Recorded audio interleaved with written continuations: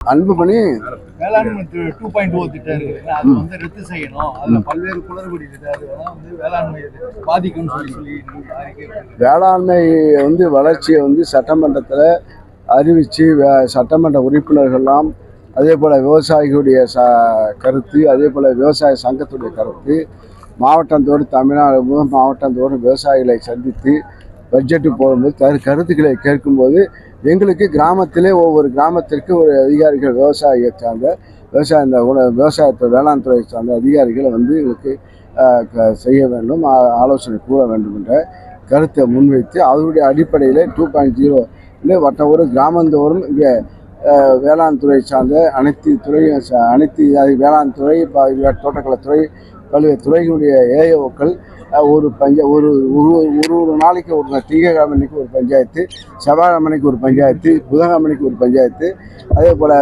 வியாழக்கிழமைக்கு ஒரு பஞ்சாயத்து அங்குள்ள விவசாயிகளுக்கு சந்தித்து அவர்களுக்குரிய குறைகள், அதே போல் என்னென்ன விவசாயங்கள் பாதிக்கப்பட்டிருக்கு, என்னென்ன பாதிக்கப்பட்ட கருத்துக்களை வழங்கி வெள்ளிக்கிழமைக்கு அலுவலகத்திலே அவர்கள்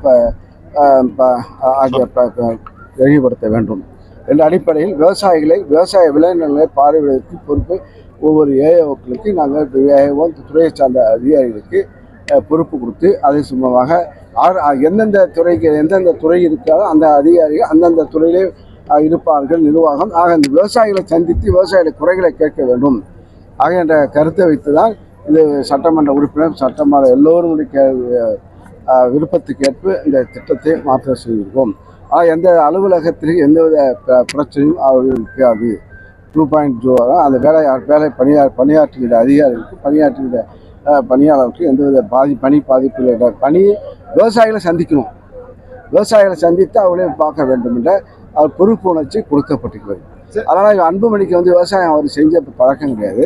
இதுபோல ஏதாவது எந்த திட்டத்தையும் அவரை அறிவித்து எதிர்ப்பாக தெரிவித்து இந்த அரசுக்கு எதிர்ப்பாக தெரிவித்து எடப்பாடியுடைய பிஜேபியுடைய என்ன ஏஜென்ட்டு என்ன சொல்லுவாங்க இல்லை பி டீமாக பணியாற்றுகிறார். ஆக முன்ன சொன்னாங்க இடஒதுக்கீடு வேணும்னு சொன்னாங்க, அதை கொடுத்தது கலைஞர் தான் கொடுத்தா. இடஒதுக்கீடு கொடுத்தது வன்னியர்களுக்கு இடஒதுக்கீடு கொடுத்து இலவச இடஒதுக்கீடு கொடுத்தார்கள். ஆக 10.12 தேர்தல் நேரத்தில் எடப்பாடி பேரம் பேசிட்டு கடைசி அன்னைக்கு ஒரு ஜியோ போட்டு ஒரு வன்னியர்களுடைய ஓட்டை எடப்பாடி திருடிட்டார்.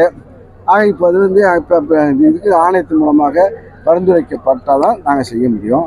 இல்லை இப்போ அந்த இடஒதுக்கீடு போராட்டமும் போயிடுச்சு, வேறு பிரச்சனையும் போச்சு.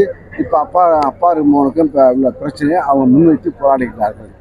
என்ன ஜாதிக்காக போராடினாங்க, இப்போ அவருக்காக போராடுகிறார்கள். அவருடைய கருத்துலாம் தேவை.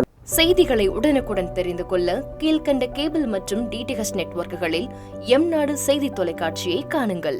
பாதகம் செய்பவரை கண்டால் நாம் பயம் கொள்ளலாகாது பாப்பா. மோதி மிதித்து விடு பாப்பா, அவர் முகத்தில் உமிழ்ந்து விடு பாப்பா. அண்மை செய்திகளை உடனுக்குடன் தெரிந்து கொள்ள இணைந்திருங்கள் எம்நாடு தொலைக்காட்சியுடன்.